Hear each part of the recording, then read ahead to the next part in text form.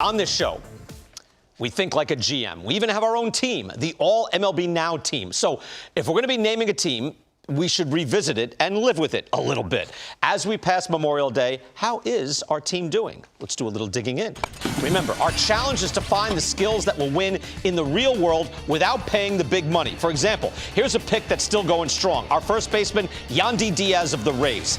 Diaz is doing everything we hoped. 377 on base. He's 7th in swing percentage. That's not chasing pitches. 17th in contact rate. Those are elite skills. Is he hitting for power? No. We don't expect him to hit for power. He plays first. He plays third. He has good at bats. Yandi has been great. Another breakout on the club, we picked an under-the-radar Luis Arraez of the Twins. We loved his contact, plate discipline, and ability to play multiple positions. I have to admit, I did not expect a 360 batting average with a 454 on base. Arraez has exceeded expectations, leads the league in on base, second in contact, and going by weighted runs created plus, he's one of the top 12 hitters in all of baseball. Another success story. Now the world knows about Isiah Kiner-Falefa. He's with the Yankees. IKF was our shortstop on this team last year, and evidently the Yankees were listening. You are welcome. Kiner-Falefa's contact skills at the plate has helped change the Yankees' all-or-nothing approach. He's 11th in baseball in contact rate. He's plus defense at a key defensive position that has helped the Yankees to the best record in the American League. Is he crushing the ball? No, we didn't expect him to, but he's a team-changing player with the skills he has. Another thing we want on our team, competitive fire. A little harder to quantify, Jason, but we use our eyes and the numbers on this show. Miles Straw of the Guardians is our center fielder. He's +5 in DRS, that's defensive runs saved. He's 5th in all of baseball in contact rate, 7th in base running runs. That's kind of everything. He also challenged the Yankees Stadium bleacher guys to a fight when they threw something at his teammate Stephen Kwan. That's the spirit we're looking for. But it's the defense, the contact, and the base running we really want. The extra spunk is a bonus. Get him down from there. And here are two players who are getting it done as well. Omar Nevaez is our catcher, 368 on base, decent slugging. That's a 124 weighted run created plus. 100 again is league average. So Nevaez is the 4th best hitting catcher in the game with league average defense. Good enough. And Jake Cronenworth has not hit well as of yet this year. But you know what? He's plus defensively and having good at bats. He's one of 9 players to rank in the 85th or percentile or higher, and then also in chase percentage and whip percentage. Now, I'd be happier if Cronenworth was slugging 460 as he did last year, but you know what? Look at the names on that list. Those are the guys we're looking for. Cronenworth is battling, he's fielding as well, and better things are likely for him ahead. All right, so that's the good news. We have players with excellent process. So even if the hitting is a little flat, it's early. We're still in May. But we have good at bats. We can field. We can run. We go after these players for a reason.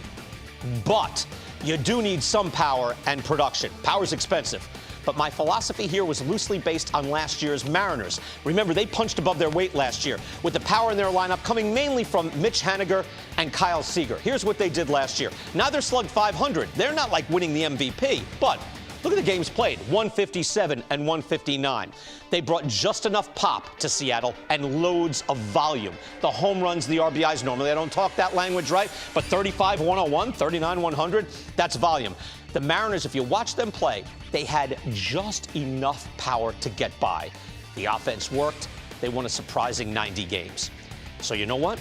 The power guys that you do have, when you have a punch-and-Judy team, they must perform. And our power guys are struggling. I went with Adam Duvall of the Braves again. Big volume plus fielding right now. Weighted runs created plus 50. League average again is 100.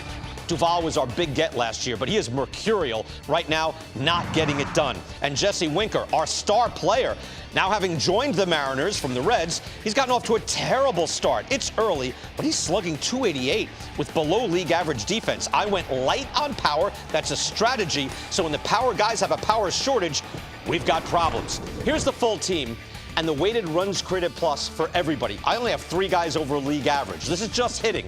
The Guardians have a similar real-life club, by the way. They have a positive run differential, but they also have Jose Ramirez, who's hitting at an all-world level. We don't have that. So if my pretend owner calls me into his pretend office, I'm going to have some pretend explaining to do.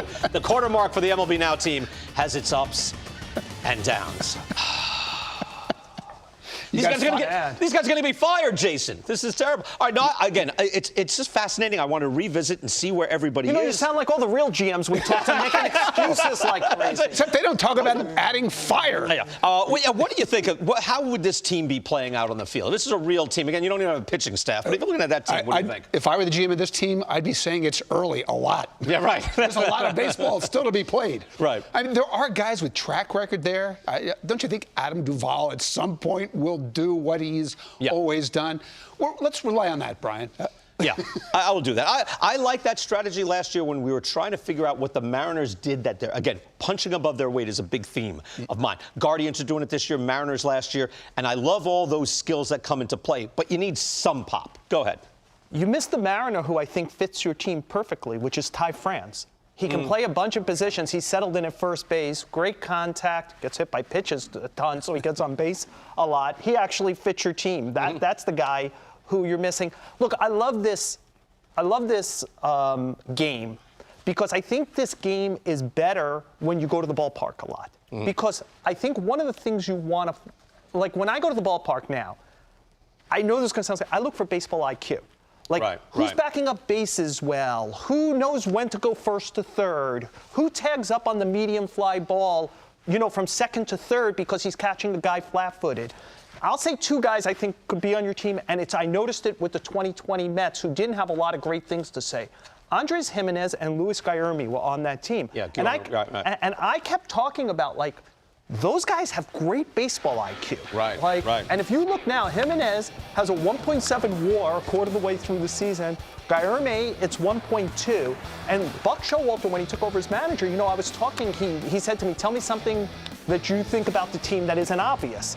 And I said, Guillermo's hands work so great on defense, and he has such a high baseball IQ. I just think at some point they're going to work on offense, and this year they're working on offense. Guillermo was one of the inspirations for this team last year, and it was watching the Mets. Remember when everybody was hurt, and they had Pilar and Vilar, who also made the team, and Luis Guillermo. And watching him, again, the team should be better on the field. And watching the Mets last year when they didn't have the stars and they were still in first place, I was like, that guy can play. Something when John Hart was working with us last year was always, hey, you know what, John? I know his numbers aren't good. That guy can play. And we always tried to pick those guys. So Guillermo is on that. Give me somebody who can play that you like. I'll tell you a guy I love from the Blue Jays, Santiago Espinal. I don't know how many people have seen a lot of him, but more and more, the more you watch him, the better he gets. He's got the same wins above replacement as Vlad. They're both worth a win above replacement so far this year. Guy with a real high contact rate,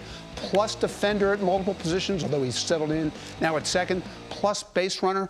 He's a baseball player, and he's a winning baseball player. Right, and that was, by the way, that's kind of like the old cliched stuff. He's a baseball player, knows how to play baseball. But all right, I'm trying to quantify it. That's why I'm looking at, but the contact, the plate discipline, the fielding, the base running, these are the things we're talking about. Go ahead, one last thing. Yeah, he used the term replacement and wins above replacement. He's replacing the guy who set the second base record for home runs in Toronto, and Marcus Semien. And by the way, while Semien's struggling in Texas, this guy is thriving in Toronto. That's right. A lot of ways to win. And it's early, as Jason Stark would say. That's what I'm saying. It was in the pretend office of the pretender. It's early. Let it play out.